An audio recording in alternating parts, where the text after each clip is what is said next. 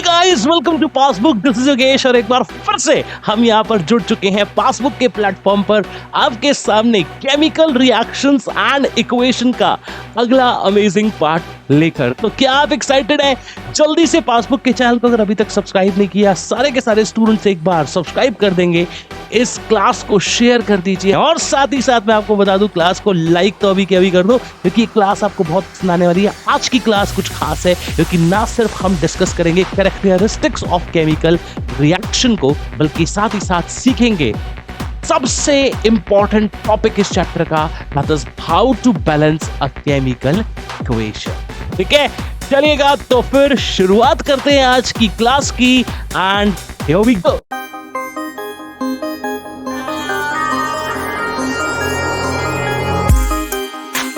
Characteristics of chemical reaction मतलब ये कि जब भी केमिकल रिएक्शंस होती है तो हमें कैसे पता चलेगा कि केमिकल रिएक्शन हुई भी है या नहीं हुई है।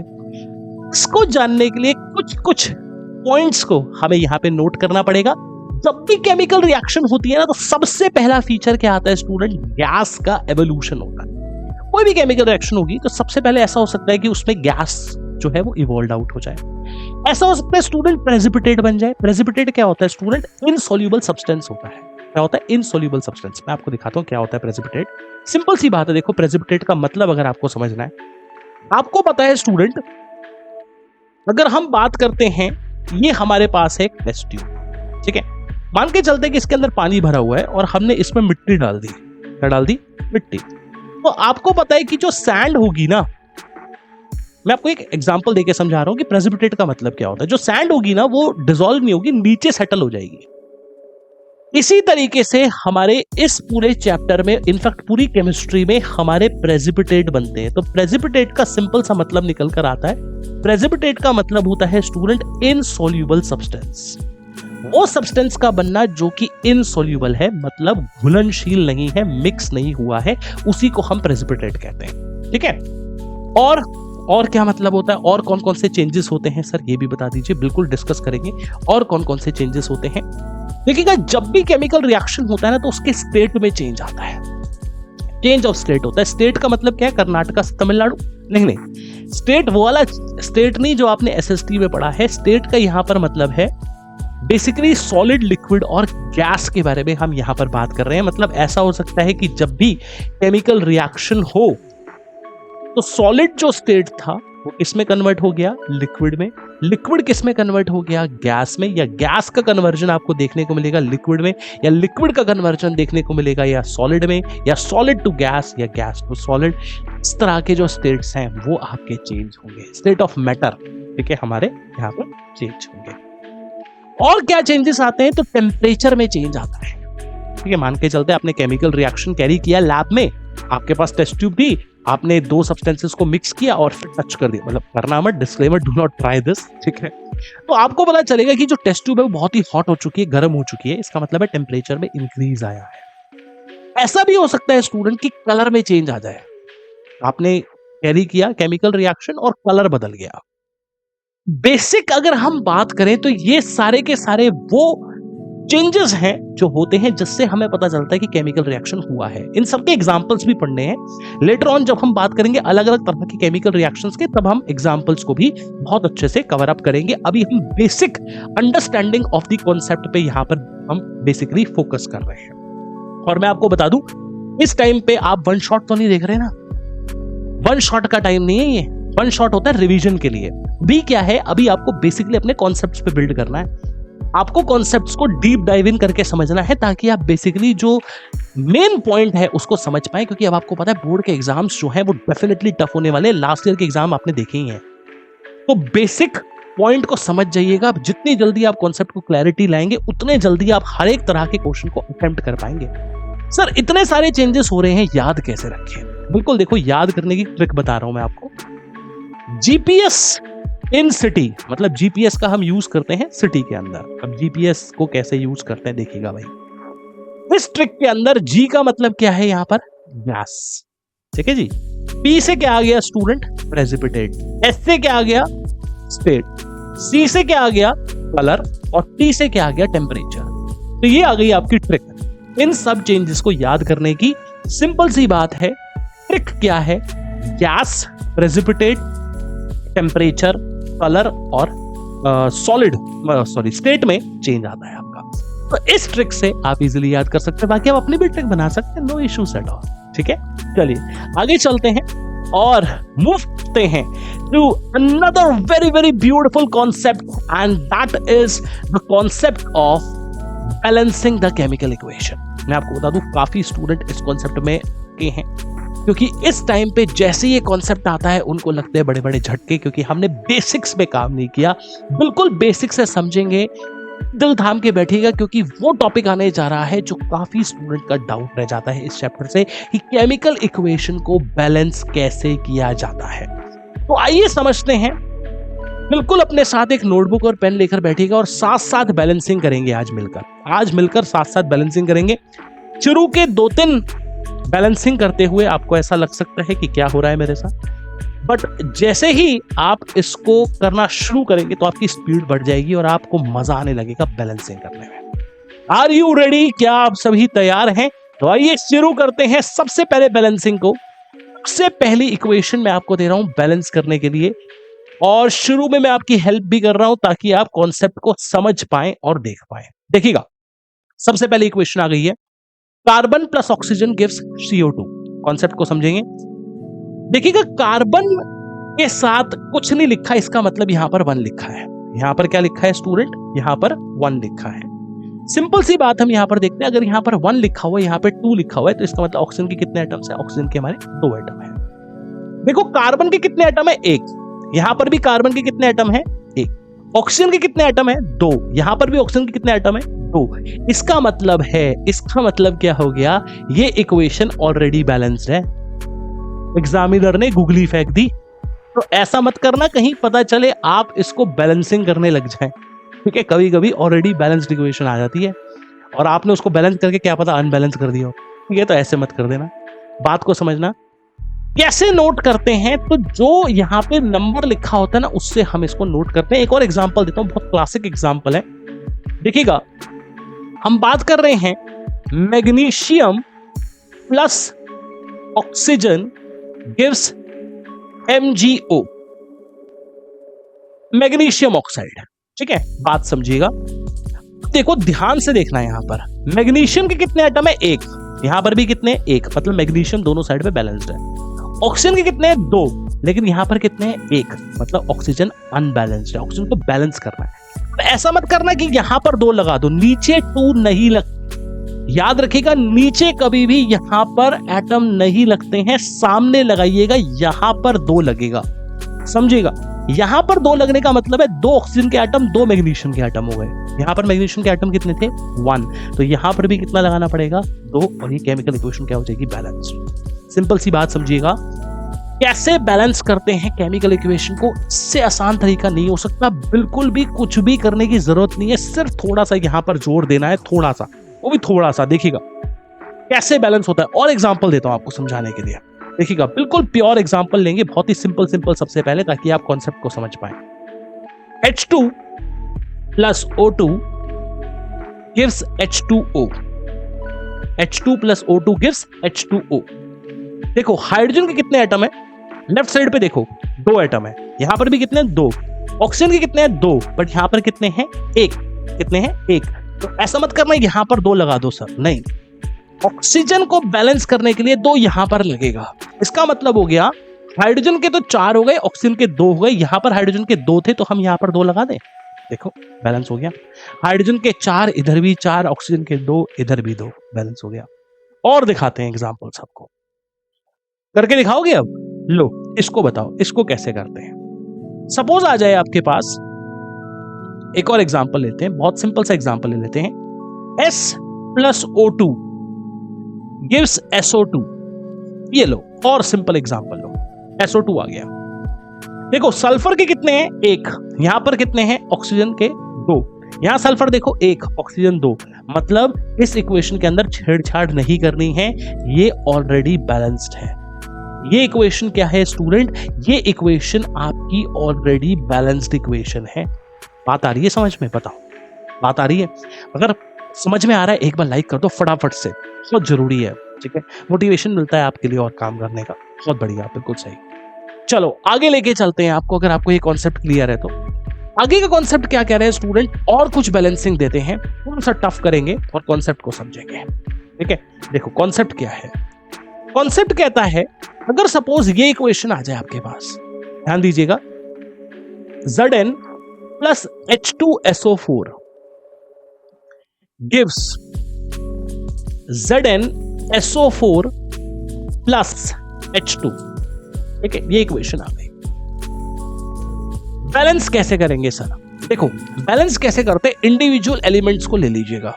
यहां पर क्या लिखा है, Zn, Zn मतलब जिंक। ठीक है, यहां पर कितना है जिंक 1, वहां पर भी कितना है 1, बैलेंस्ड है। हाइड्रोजन कितने हैं 2, हाइड्रोजन कितने हैं 2, बैलेंस्ड है। सल्फर S कितना है 1, यहां पर भी कितना है 1। ऑक्सीजन कितना है 4, वहां पर भी कितना है 4। मतलब ये इक्वेशन ऑलरेडी बैलेंस्ड है।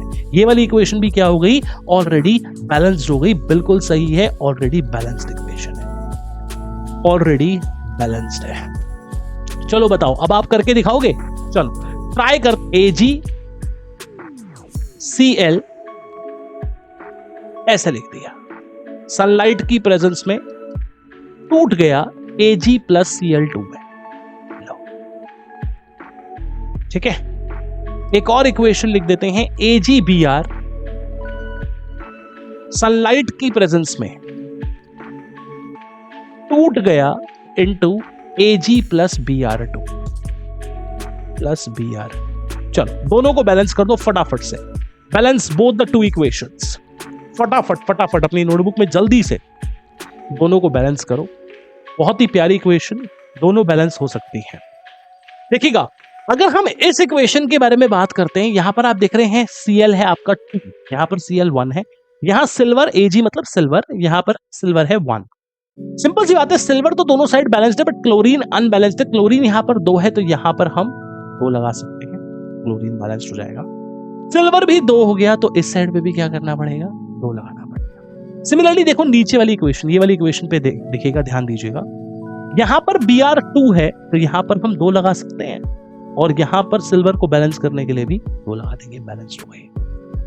एक इक्वेशन है स्टूडेंट, एनसीईआरटी में दी हुई है, अराउंड 3 पेजेस में समझाई है, बट आपको एक यहां पर सिंगल कॉन्सेप्ट से ये इक्वेशन बिल्कुल क्लियर हो जाएगी। मार्क करिएगा, very important from examination point of view. देखिएगा इक्वेशन क्या दी हुई है, Fe plus H2O gives Fe3O4 plus H2। ये इक्वेशन है, ठीक है। इसे एनसीईआरटी में 3 पेजेस में डिफरेंट स्टेप्स में समझाया गया है। आप एक सिंगल यहां पर फोकस के साथ अभी के अभी इसको सॉल्व कर सकते हैं। जल्दी से कर दीजिए फटाफट से, कॉन्फिडेंस बिल्ड होगा अंदर से। सॉल्व कीजिएगा, ट्राई करिएगा, वेरी इंपॉर्टेंट, वीआईपी मार्क करिएगा क्वेश्चन को, very important question, very very very very very very very important question है, ठीक है ना। बहुत इंपॉर्टेंट इक्वेशन, इसको बैलेंस करना आ जाता है एग्जाम में, ठीक है। चलो बैलेंस कर ली, मैं उम्मीद कर रहा हूं आपने बैलेंस कर लिया। अब ध्यान से देखिएगा कॉन्सेप्ट क्या है। आयरन कितना है, Fe मतलब आयरन, यहां पर 3 है, वहां पर 1 है, यहां पर 3 लगा दें, सिंपल सी बात है, आयरन बैलेंस हो जाएगा, ठीक है। हाइड्रोजन कितना है 2, वहां पर भी कितना है 2, बैलेंस हो गया। ऑक्सीजन देखो यहां पर 4, यहां पर 1, अगर हम यहां पे 4 लगा दें, ऑक्सीजन कितने हो जाएंगे 4, बट हाइड्रोजन कितने हो जाएंगे 8। हाइड्रोजन कितने हो गए 8 हो गए। यहां पर भी 4 लगा दें, देखो क्या इक्वेशन बैलेंस्ड है, बिल्कुल बैलेंस्ड हो गई है। यहां से क्वेश्चन एग्जांपल आपके सॉल्व हो सकते हैं इक्वेशन से। अगर आपने कॉन्सेप्ट को समझ लिया, you can solve any of the question. और ये बहुत इंपॉर्टेंट है इक्वेशन, ये आगे भी आएगी in the chapter metals and non metal, उसमें भी आपसे पूछी जाएगी। बहुत इंपॉर्टेंट है इक्वेशन। अगर आपको समझ में आ रहा है ना, जल्दी से फटाफट से कमेंट करके बताएंगे कि आपको बहुत अच्छे से क्रिस्टल क्लियर हो रहा है इक्वेशन को बैलेंस कैसे करते हैं। सर कुछ और एग्जांपल्स दे दीजिए, बिल्कुल कुछ और एग्जांपल्स देंगे। इक्वेशन एक और आपको देते हैं समझने के लिए। सपोज जिंक प्लस HCl आ जाए, करो बैलेंस करो, इसे बैलेंस करो फटाफट से, इसको बैलेंस करके बताओ क्या आंसर आएगा, ठीक है। एक और इक्वेशन देते हैं आपको, CH4 plus oxygen gives CO2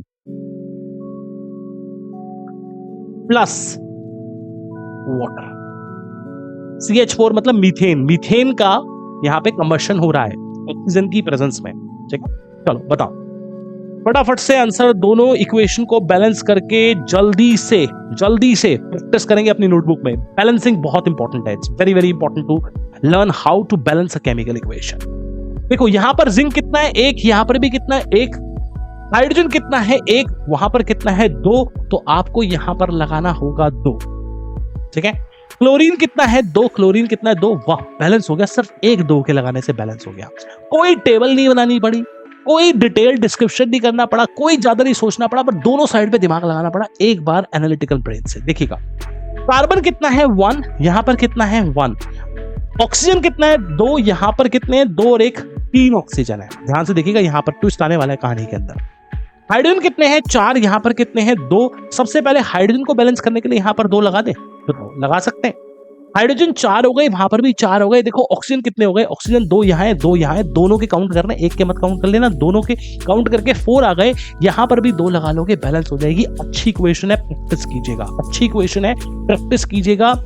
आगे भी बहुत बार हम पढ़ेंगे, हर एक तरह के केमिकल रिएक्शन में बैलेंसिंग की जरूरत पड़ेगी। आगे की क्लास आप तभी देख पाएंगे जब आज की बैलेंसिंग आपने यहाँ पे कॉन्सेप्ट में समझी होगी।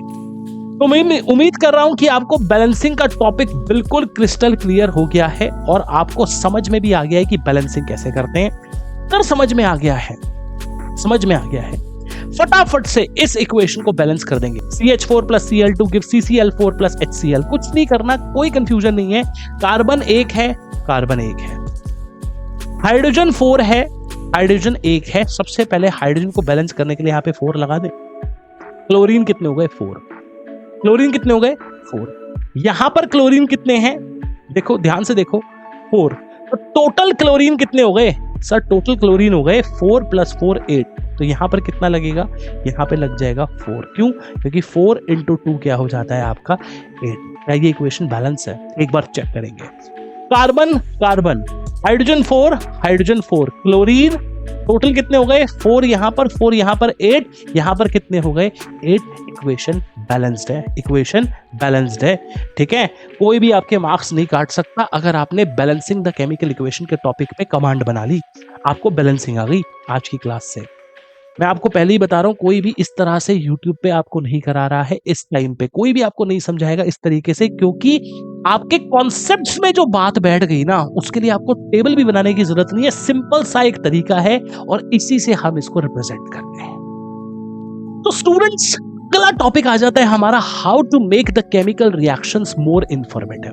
अभी हमने केमिकल इक्वेशंस देखी, केमिकल रिएक्शंस देखी। केमिकल इक्वेशंस को और अच्छे से हम कैसे इंफॉर्मेटिव बना सकते हैं। तो देखिएगा, अगर हम चाहते हैं केमिकल इक्वेशंस को हम और अच्छे से इंफॉर्मेटिव बनाएं, तो उसको इंफॉर्मेटिव बनाने के 3 तरीके हैं। कितने वेज हैं स्टूडेंट, 3 वेज हैं। सबसे पहला वे क्या आता है, by indicating the physical state of reactant and product. Physical state मतलब सॉलिड, लिक्विड, गैस। इनको इंडिकेट करके हम केमिकल इक्वेशंस को ज्यादा इंफॉर्मेटिव बना सकते हैं। डिटेल में पढ़ेंगे। सेकेंड वे आता है student, by indicating the heat changes that are taking place in the reaction. Heat changes को इंडिकेट करके, जो कि रिएक्शन में हो रही है, हम केमिकल इक्वेशन को और ज्यादा इंफॉर्मेटिव बना सकते हैं। तीसरा तरीका आता है student, by indicating the conditions under which the reactions are taking place. Conditions कुछ होती है जैसे टेम्परेचर, प्रेशर, इसको इंडिकेट करके एरो के ऊपर हम दिखा सकते हैं कि केमिकल इक्वेशंस हमने और ज्यादा इंफॉर्मेटिव बनाई है। देखिएगा, अगर हम बात करते हैं स्पेशल सिंबल्स की, तो उनका हम यूज करके किसी भी केमिकल इक्वेशन को ज्यादा इंफॉर्मेटिव बना सकते हैं। कौन कौन से सिंबल्स हम यूज करते हैं, आइए जानते हैं। देखिएगा, अगर हम सिंबल्स के बारे में बात करें तो हम अलग अलग सिंबल्स का यूज करते हैं। जैसे स्टूडेंट, सॉलिड के लिए हम यूज करेंगे एस का सिंबल। कहीं पे भी अगर हमें सॉलिड स्टेट को इंडिकेट करना है, we are going to use the symbol s. Liquid state के लिए हम यूज करते हैं सिंबल एल। गैस के लिए हम यूज करेंगे सिंबल जी। एक्यूएस को डिनोट करने के लिए हम यूज करते हैं सिंबल ए क्यू। क्या यूज करते हैं, ए क्यू। देखिएगा, बात को समझिएगा। एक सिंपल सा एग्जांपल आपको सामने यहां पे रखते हैं। सपोज हम ऐसे लिखते हैं, हमने लिखा H2 + O2 gives H2O। तो आपको बैलेंसिंग भी आ गई है ना। तो बैलेंस कैसे करते हैं इसको? आपको पता है बैलेंस करने के लिए इस इक्वेशन को देखो, जब भी आए ना इक्वेशन उसको बैलेंस करो। हाइड्रोजन 2, ऑक्सीजन 2, ऑक्सीजन 1, यहाँ पे 2 लगाएंगे, यहाँ पे भी 2 लगा देंगे। क्या ये बैलेंस्ड है? बिल्कुल बैलेंस्ड है। ठीक है, समझो। सपोज हमने यहाँ पर हाइड्रोजन क्या है? गैस है, इसके लिए G लिखा। ऑक्सीजन भी क्या है? गैस है। पानी क्या है? लिक्विड है। तो बस इस तरीके से हम स्टेट को इंडिकेट कर देते हैं ताकि केमिकल रिएक्शंस को और अच्छा बना सके, उसे और इंफॉर्मेटिव बना सके। देखो CH4 क्या है? मीथेन। मीथेन क्या है? एक गैस है, तो हमने यहाँ पे G लिखा। ऑक्सीजन भी क्या है? एक गैस है, तो हमने यहां पर भी देखो G लिखा। जब मीथेन का कंबशन हुआ, मतलब ऑक्सीजन के साथ उसका रिएक्शन हुआ, तो CO2 बना। ये भी क्या है? एक गैस है, तो हमने G लिखा कार्बन डाइऑक्साइड को इंडिकेट करने के लिए। और साथ में क्या बन गया स्टूडेंट? पानी बन गया। पानी एक लिक्विड है, तो हमने L लिखा। सबसे पहला वे क्या है, अगर हम चाहते केमिकल इक्वेशन को और से रिप्रेजेंट करना, उसे और इंफॉर्मेटिव तरीके से रिप्रेजेंट करना, तो यहां पर हम स्टेट्स को इंडिकेट कर देते हैं। सॉलिड, लिक्विड, गैस या एक्वियस स्टेट को हम इंडिकेट करेंगे। दूसरा तरीका क्या है स्टूडेंट? तो मैंने आपको बताया था कि जो दूसरा तरीका है ना, वो है by indicating the heat changes that are taking place in the reaction. जब भी रिएक्शन होती है ना, मैंने आपको बताया था उसमें ना हीट की या तो एवोल्यूशन होती है या एब्जॉर्प्शन होती है। उस वजह से दो तरह के रिएक्शंस बन जाते हैं। मार्क करिएगा, very important, exothermic and endothermic reaction. कितने तरह के रिएक्शंस बनते हैं स्टूडेंट? 2 तरह के रिएक्शन बनते हैं, एक्सोथर्मिक एंड एंडोथर्मिक। सर दोनों में डिफरेंस क्या है? दोनों में डिफरेंस क्या है बिल्कुल क्लियर करते हैं। एक्सोथर्मिक रिएक्शन वो रिएक्शन होता है स्टूडेंट जिसमें हीट बाहर निकल रही है, तो the reaction in which heat is evolved out. But endothermic reaction वो रिएक्शन होता है जिसमें हीट एब्जॉर्ब्ड होती है। हीट क्या होती है? एब्जॉर्ब्ड होती है। तो बेसिकली 2 तरह के रिएक्शंस यहां पर बन गए। कौन कौन सा रिएक्शन तैयार हो गया स्टूडेंट? एक वो रिएक्शन हो गया तैयार जिसमें हीट ना बाहर निकल रही है। इसमें क्या हो रहा है student? Heat is evolving out. ठीक है, अगर हीट बाहर निकले, ठीक है, यहां से हीट बाहर निकल जाए, जिसमें हीट बाहर निकल जाए उसे हम कहते हैं एक्सोथर्मिक। बट अगर जो हीट है वो एब्जॉर्ब्ड हो जाए, क्या समझ रहे हो? हीट एब्जॉर्ब्ड हो जाए तो उसे हम क्या कह देंगे? Endothermic reaction. Examples later on पढ़ेंगे, दोनों के एक्सोथर्मिक एंड एंडोथर्मिक में अलग अलग तरह के केमिकल रिएक्शंस आएंगे, उसमें हम इनको इंडिकेट करेंगे। भाई for the time being concept पर बिल्ड कीजिएगा अपने आप को। 2 तरह के रिएक्शन हो गए, एक्सोथर्मिक, एंडोथर्मिक। सर एक्सोथर्मिक क्या होता है? वो रिएक्शन जिसमें हीट बाहर आ रही है। एंडोथर्मिक क्या होता है? जिसमें हीट एब्जॉर्ब्ड हो रही है। इसमें हीट क्या हो रही है? एब्जॉर्ब्ड हो रही है। ठीक है जी, चलिए आगे लेके चलते हैं आपको। तीसरा तरीका क्या था? By indicating the conditions under which the reactions are taking place. वो कंडीशंस को इंडिकेट कर दो जिस पे रिएक्शन हो रही है। ऐसा भी हो सकता है कि कोई भी रिएक्शन हो, जैसे हम कोई भी एग्जांपल ले सकते हैं, वो रिएक्शन जो हो वो हो अंडर अ पर्टिकुलर टेम्परेचर, एक टेम्परेचर पे कैरी हो रही हो। कोई भी रिएक्शन हो एक पर्टिकुलर टेम्परेचर पे कैरी हो रही हो। ऐसा हो सकता है वो कैटलिस्ट की मदद से कैरी हो रही हो, उसके लिए कैटलिस्ट की जरूरत पड़ जाए। अब कैटलिस्ट क्या होते हैं? बार बार केमिस्ट्री में यूज होगा कैटलिस्ट। सर कैटलिस्ट क्या होता है? कैटलिस्ट वो होता है स्टूडेंट, इसके डालने से ना केमिकल रिएक्शन फास्ट हो जाते हैं। ऐसा नहीं था रिएक्शन पहले नहीं हो रही थी, रिएक्शन पहले भी हो रही थी, ठीक है, बट जैसे ही आपने कैटलिस्ट डाला लाइफ जिंगल आला। ओ मेरा मतलब है कि जो रिएक्शन थी वो सुपर फास्ट हो गई। ठीक है, तो मान के चलते हैं कि इस टेस्ट ट्यूब में एक केमिकल रिएक्शन हो रहा था। अब आपने इसमें क्या डाल दिया? आपने इसमें डाल दिया कैटलिस्ट। जैसे ही आपने कैटलिस्ट डाला ना, इसने इस केमिकल रिएक्शन की जो स्पीड थी उसे तेज कर दिया, स्पीड को फास्ट कर दिया। तो कैटलिस्ट क्या होता है? आप ये मान के चलो इसने केमिकल रिएक्शन की स्पीड को तेज करना है, इसलिए इसको हम डालते हैं। ऐसा हो सकता है कि एक पर्टिकुलर रिएक्शन एक पर्टिकुलर प्रेशर पे कैरी हो रही हो। समझ रहे हो? जब भी हम कंडीशंस को इंडिकेट करते हैं तो उससे भी केमिकल रिएक्शन बहुत ज्यादा इंफॉर्मेटिव हो जाती है। ठीक है, तो कंडीशंस को कहां पर इंडिकेट करते हैं? एरो पर इंडिकेट करते हैं। जो हम एरो लगाते हैं ना बीच में, एक साइड पे तो हम लिखते हैं रिएक्टेंट, एक साइड पे हम लिखते हैं प्रोडक्ट। समझ रहे हो बात को? एक साइड पे क्या लिखोगे? रिएक्टेंट, एक साइड पे क्या लिखोगे? प्रोडक्ट्स, और बीच में क्या लगाओगे? Arrow head. बीच में क्या लगाते हैं? एरो। तो एरो हेड पे ही हम क्या दिखाते हैं? हम एरो हेड के ऊपर दिखाते हैं कंडीशंस, वो कंडीशन जिसमें एक पर्टिकुलर केमिकल रिएक्शन कैरी हो रही है, और इसी से हम केमिकल इक्वेशन को इंफॉर्मेटिव बनाते हैं। ठीक है जी, चलिए समझ में आ रहा है, मजा आ रहा है, और अगर मजा आ रहा है तो अब हम स्टार्ट करने जा रहे हैं पार्ट नंबर 3, जिसका नाम है टाइप्स ऑफ केमिकल इक्वेशन। बढ़िया समझ में आया। बिल्कुल आज की क्लास में हमने जो जो पढ़ा है, आई होप आपको बिल्कुल क्रिस्टल क्लियर हो गया होगा।